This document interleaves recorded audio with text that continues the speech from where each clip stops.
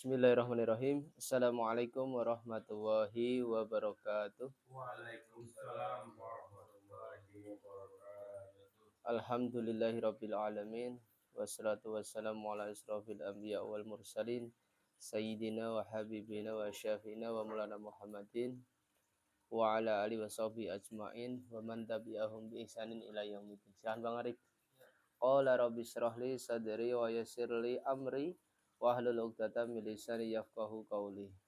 Yang kami hormati sedulur semuanya, Bapak Rano, Bapak Bastian, Bang Arif, dan saudara kita yang lagi merantau, Pak Rama, Pak Sabto, Pak Agus. Mudah-mudahan Pak Pri walaupun gak hadir, hatinya tetap hadir. Pertama-tama kita bersyukur kepada Allah Subhanahu wa taala. Malam hari ini kita masih diberikan nikmat berkumpul, nikmat berjamaah dalam rangka thalabul ilmi. Mudah-mudahan dengan wasilah kita berthalabul ilmi atau menuntut ilmu, Allah berikan keridhaan, Allah berikan petunjuk, Allah kuatkan iman hakikat kita, dan Allah berikan pertolongan, kemudahan apa yang kita hadapi dalam kehidupan sehari-hari. Karena Allah Subhanahu wa taala telah mengatakan, siapa saja yang berdoa kepadaku pasti akan aku kabulkan. Ud'uni astajib lakum. Mintalah kepadaku, astajib, maka akan saya jawab lakum terhadap kalian. Mudah-mudahan ini adalah salah satu bentuk doa dengan berkumpulnya kita di majelis ilmu.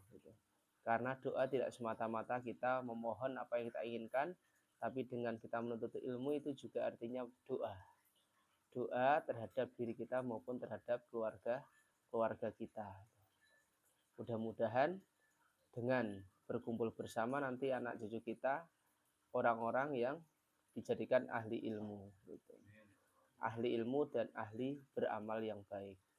Selanjutnya sholawat teriring salam kita sanjungan kepada Habibana Syafi'ina wa Maulana Nabi kita Nabi besar Muhammad Sallallahu Alaihi Wasallam, yang dengan diutusnya beliau adalah salah satu nikmat terbesar, a'dzamu nikmah. Karena Rasulullah ini ada beberapa cerita dari ulama. Ada seorang warga Madinah, dia asli Madinah, dia tiap hari ya sholat di Masjidil Nabawi atau masjidnya Nabi, berjamaah, puasa, pokoknya bagus-bagus semuanya. Tapi suatu saat ketika dia meninggal, ternyata jenazahnya ini tidak bisa dimadepkan ke kiblat gitu. Ketika dihadapkan ke kiblat, dia selalu berbalik. Dihadapkan ke kiblat, dia muter lagi, balik lagi, jadi membelakangi lagi. Diganjel pakai kayu begitu, pakai batu juga begitu. Akhirnya penggali kubur dan keluarganya yang menguburkan bertanya pada ulama setempat, kenapa ini si fulan kok dikubur dia berbalik gitu. Ternyata kata ulama, ini sudah kehendaknya Allah, jadi nggak bisa dipaksa. Terpaksa dia dikubur dalam posisi membelakangi kiblat. Padahal itu di Madinah memakamkannya gitu. Tapi apa boleh buat, ternyata seperti itu gitu. Usut punya usut, maka ulama tersebut ditanya oleh masyarakat, wahai Syekh, kenapa ini begini si fulan gitu. Yang jelas Allah tidak berkenan menerima dia gitu. Maka tanyakan kepada keluarganya perbuatan apa yang sudah ia lakukan sehingga dia dihadapkan ke kiblat tidak mau. Maka masyarakat bertanya kepada istrinya sama anak-anaknya, ini kenapa suami engkau kok dikubur seperti ini? Apa amalan selama hidupnya? Maka istrinya mengatakan, dia termasuk orang yang rajin sholatnya, sholat berjamaah tiap waktu di Masjid Nabi. Dia juga puasanya kuat, dia baca Qur'annya kuat, semuanya bagus semua gitu. Tapi ada satu amalan, dia ketika sholat di Masjid Nabi, dia tidak pernah ziarah ke makamnya Rasulullah. Cuma itu saja ternyata. Setelah ditelusuri, semua dikerjakan, hanya dia tidak berziarah ke makamnya Nabi, padahal dia rumahnya di Madinah. Nah, itu kata ulama, oh berarti ini penyebabnya kenapa dia di hadapan ke kiblat tidak mau. Karena dia hanya menganggap Nabi Muhammad itu adalah manusia biasa seperti dia. Ketika sudah menyampaikan wahyu ya sudah selesai. Saya pokoknya ngambil dalilnya dari Al-Quran. Gitu. Jadi dia tidak memakai menganggap Nabi itu sebagai Rasul. Dia sudah menyampaikan ya sudah gugur kewajiban. Saya udah tahu Al-Quran, ya udah saya membaca Al-Quran sendiri, maka saya akan amalkan gitu. Jadi dia hanya mengamalkan la ilaha illallah. Muhammad Rasulullah nggak diambil sama orang ini. Maka orang tersebut tertolak ternyata. Karena dia lupa bahwa la ilaha illallah Muhammad Rasulullah itu satu paket. Nggak bisa dipisah-pisahkan. Buktinya apa? Ketika Nabi Adam menikah, itu ternyata maharnya kan kalimat tauhid sama syahadat, kalimat tauhid sama Rasul. La ilaha illallah Muhammadur Rasulullah, itu satu paket gitu loh. Nah ini ternyata orang ini ada macam orang yang dia menganggap Nabi itu orang biasa seperti dia, sehingga ya udah nggak usah terlalu dihormati gitu, biasa aja gitu. Bahkan dia nggak pernah ziarah ke makamnya Nabi, padahal dia rumahnya di Madinah. Gitu. Ini salah satu pelajaran bahwa berziarah itu penting, mengunjungi itu, baik orang-orang yang masih hidup maupun orang-orang yang sudah meninggal, itu sebagai bentuk penghormatan. Orang hidup walaupun sekarang kita banyak WhatsApp, bisa video call, ya beda kan kalau misalnya ketemu langsung gitu. Nah, itu maka tetap walaupun ini ada kecanggihan teknologi, kita harus sekali-kali harus datang. Apalagi itu kok keluarga ya, orang tua, saudara didatengin gitu. Kerabat, sahabat gitu, didatengin gitu. Itu yang hidup. Bagaimana dengan yang meninggal? Sama dengan orang yang meninggal, misalnya keluarga kita sudah meninggal, kita doa dari rumah memang nyampe, kita fatihain nyampe itu. Nah, alangkah baiknya lagi kita datang langsung ke kuburannya, karena dia ketika dikunjungi dia juga tahu dan sampai gitu. Tahu oh, si Fulan mengunjungi saya, anak saya nih. Ini Bang Arif mengunjungi saya, kata ibunya kalau datang ke kuburan. Kata Pak Rano ini, kata Pak Made, oh nih Rano datang nih. Pak Abbas juga sama gitu. Maka termasuk saya gitu. Saya sendiri juga udah hampir 1,5 tahun belum balik ya, belum ziarah lagi. Nah, itu orang yang meninggal pun sama seperti orang hidup, dikunjungi dia senang gitu. Walaupun kita doa dari rumah juga sampai. Maka kalau ada keluasan rezeki, ada waktu luang, kalau yang jauh ya kita berkunjung. Kalau kayak Bang Arif mah istilahnya jalan juga nyampe, itu nggak masalah kalau misalnya nggak ada bensin, aman gitu. Ziarah. Masa kunjungan ke makam itu ya, setiap kita melangkah ke kuburan itu pasti dong tujuan misalkan ke almarhum nih, maka dia tak ngerasa nih detak langkah kakinya. iya. Tapi pertanyaannya bukan di situ. Yang sampingnya ini anggaplah nggak pernah dikunjungi sama sanak saudaranya. Iya. Dibacain doa lah tujuannya ke makamnya nyokap Arif. Tapi yang samping ini ngerasa nggak sih? Iya, ngerasa. Doanya yang itu tetangga lah anggaplah. Selama dia seorang mukmin ngerasa. Minta doa juga kah, atau kadang Al-Fatihah aja sih sebatas samping tetangga itu. Layaknya di dunia ketika kita mengunjungi saudara kita, maka tetangga kanan kiri juga melihat dia. Kayak Bang Arif nih mengunjungi ke saudaranya yang di mana gitu. Tetangga kanan kiri selama dia di rumah yang ngelihatin, wah ternyata cucunya datang, anaknya datang, tahu dia gitu. Anaknya yang di sana nih datang atau cucunya gitu. Maka ketika Bang Arif doakan nyampe, senang banget dia gitu. Apalagi dia syaratnya dia seorang mukmin ya, mukmin dia. Sama-sama orang mukmin dan Islam mukmin, dia sampai. Nah, itu udah tidak ragu lagi kita mendoakan orang yang meninggal sampai enggak sampai, karena kita kasih salam saja itu mereka menjawab. Kan kita uluk salam kalau masuk makam itu aturannya atau tuntunannya dari Rasulullah itu disuruh mengucapkan salam. Assalamualaikum ya ahlal kubur atau ya ahlad diyar. Terus ada terusannya lagi. Antum muqaddimun, engkau telah duluan gitu. Sebetulnya si anta atau anti itu penghormatan antum. Antum itu kalian, lebih dari satu gitu. Cuman di bahasa kita kalau bilang ente itu atau anta itu kurang sopan, jadi pakainya antum. Antum muqaddimun. Wa ana insyaallah bikum lahikun. Engkau telah duluan dan saya atau kami nanti juga akan menyusul gitu. Nah, itu begitu kita ucapkan. Maka dia langsung menjawab waalaikumsalam gitu. Kita bacain Fatihah ya, dengar dia sama. Nah, itu ziarah kubur itu pentingnya itu. Niat kita pertama untuk diri kita sendiri adalah dzikrul maut. Betapapun kita itu nanti suatu saat akan seperti itu, mengingat mati. Karena orang yang paling cerdas itu adalah orang yang senantiasa mengingat kematian. Bukan yang menguasai iptek dan sebagainya, yaitu cerdas. Tapi menurut Quran, orang cerdas itu orang yang mengingat kematian, menurut Al-Quran. Gitu. Karena dengan ingat mati, maka orang tersebut pasti akan menjadi orang yang bertaubat. Seandainya dia banyak dosa, dia akan segera bertaubat. Seandainya udah baik, ya dia akan lebih baik lagi. Gitu. Jadi luar biasa kalau kita sudah mengingat kematian. Nanti suatu saat saya juga akan dimandikan seperti jenazah ini, akan dikuburkan, akan dimakamkan, akan ditinggalkan keluarga semuanya. Nah, itu dengan itu insya Allah kita akan memperbaiki diri kita. Jadi ziarah ini penting Pak ya. Tapi niat pertama tetap kita zikrul maut, niat keduanya mendoakan jenazah yang kita ziarahi. Gitu. Ngomongin jenazah, kan ada orang yang versi baik dan jahat kehidupannya. Tapi kalau yang ada pertanyaannya, ada tuh yang ada kayak lihat-lihat kayak lagi banjir itu tinggal tulang belulang, tapi ada yang masih utuh. Itu kenapa Pak Ustadz? Ataukah dia perbedaan amal dan perbuatannya dia bisa utuh seperti itu, atau teori yang lain dari kedokteran kah, atau gimana? Waalaikumsalam. Silakan Ustadz.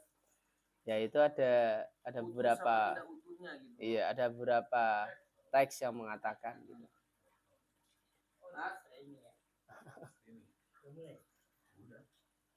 Siap Ustaz. Gimana tuh? Kalau jenazah utuh itu, kalau di beberapa kalam ulama itu orang-orang yang jenazahnya utuh itu salah satunya mereka adalah orang-orang yang hafal Quran, al-hafid. Tapi apalnya bukan cuma di mulut ya. Jadi apalnya memang dipraktekkan dalam kehidupan sehari-hari. Karena kalau cuma apal di mulut ya semua orang banyak sekarang hafid-hafid Quran itu. Tapi dia bisa mengamalkan, harus syaratnya apal Quran juga dia mengamalkan gitu. Karena berapa banyak itu rumah tahfiz sekarang, itu harus diamalkan, itu bisa jasadnya utuh. Yang kedua, keterangan dari beberapa ulama itu orang-orang yang ahli sholawat, orang-orang yang cinta Nabi, dia sering bersolawat, itu luar biasa. Itu salah satu jasadnya bisa utuh gitu. Kenapa kok dibilang itu? Dibilang utuh itu Habib Lutfi sering menyampaikan. Orang-orang yang ahli sholawat itu kenapa penjelasannya bisa utuh jasadnya. Dan orang neraka aja nggak mau, apalagi cuman alam kubur gitu. Neraka yang nanti di akhirat ada neraka aja, neraka nggak mau orang-orang yang ahli sholawat itu. Dia akan tertolong oleh sholawatnya tersebut. Apalagi sekedar jasad utuh, ya itu sangat mudah gitu. Nah, itu penjelasannya begitu. Itu yang saya tahu, yang saya dengar dari beberapa guru-guru kita itu, pertama orang yang ahli Quran. Ahli Quran itu dia mengamalkan dalam kehidupan sehari-hari. Nah, itu bisa saja orang yang hafal Quran bisa hafal di luar kepala, atau seperti kita yang baca tiap hari baca. Dan kita selalu istilahnya mentadaburi. Kita renungkan, kita baca maknanya, tafsirnya, kita praktekkan dalam kehidupan sehari-hari, itu termasuk itu. Nggak harus hafal di luar kepala saja. Gitu. Intinya itu. Gitu. Tapi kalau yang tadi Pak Ustadz ucapin di awal yang Madinah tuh yang meninggal nggak mengarah ke kiblat. Iya. Kita versikan dengan Indonesia lah, Indosiar lah contoh lah. Dia mau dikubur aja tuh udah ada ular, udah ada air. Itu kenapa Pak Ustadz? Ya kalau itu kan mungkin dari Tuhan lah, atau apa dia penista agama atau apa. Itu kenapa bisa terjadi kayak gitu Pak Ustadz? Itu kuburnya ya, tanahnya aja nggak nerima. Berarti cirinya dia itu bukan seorang mukmin. Walaupun di dunia itu dia mukmin, tapi ternyata dia meninggalnya bukan dalam keadaan mukmin atau beriman. Mukmin itu orang yang beriman.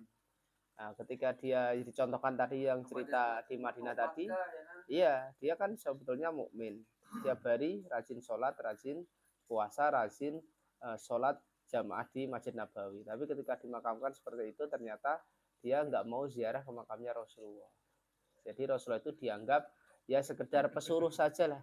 Setelah pesannya nyampe dia nggak dianggap lagi. Rasul itu artinya kan pesuruh. Rasul itu orang yang disuruh, pesuruhnya Allah. Kalau pesuruhnya kita mungkin rendah, kalau pesuruhnya Allah mah luar biasa gitu. Nah, orang tersebut tadi menganggap Rasul itu sekedar udah menyampaikan wahyu, ya udah selesai gitu. Saya udah dikasih Al-Quran, ya udah saya Al-Qurannya saya baca. Saya nggak menganggap lagi yang bawa Quran gitu. Orang tersebut begitu. Jadi mohon maaf, dia mungkin nggak terlalu menghargai Nabi gitu. Jadi ngambilnya dari Al-Quran saja. Islam yang indah itu menurut Ustaz seperti apa? Dia aja baca yang ngamalin la ilaha, ya apa tadi maaf? Ya sholat jamaah rajin. Cuma dipotong kosakatanya kan? La ilaha illallah Muhammad Rasulullah enggak.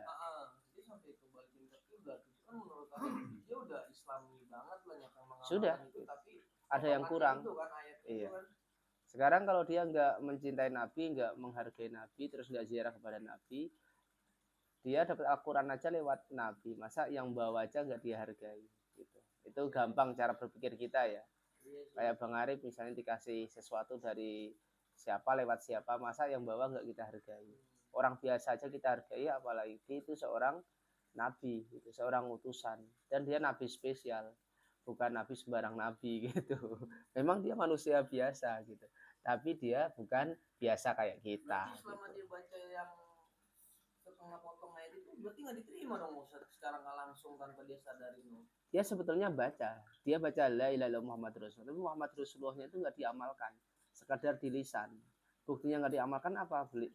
Dia tinggal di Madinah tapi nggak pernah mendatangi Rasulullah, tapi buktinya kan nggak ada kan.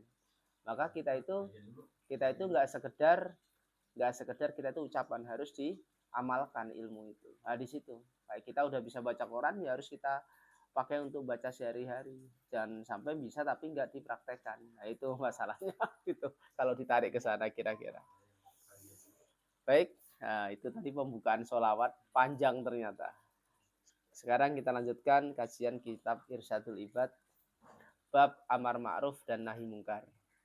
Ini sangat terkenal dan ini banyak dikerjakan gitu. Amar ma'ruf artinya secara bahasa yaitu mengajak kepada yang baik, ma'ruf. Ma'ruf itu dikenal. Jadi udah semua orang tahu. Jadi kalau kebaikan itu, mohon maaf, seandainya Al-Quran sama hadis nggak diturunkan pun, orang itu udah tahu baik itu seperti apa dengan akal kita itu. Itu namanya ma'ruf. Jadi sesuatu yang mudah dikenal gitu, amar ma'ruf. Dan nahi mungkar yaitu mencegah daripada kejahatan, kemungkaran.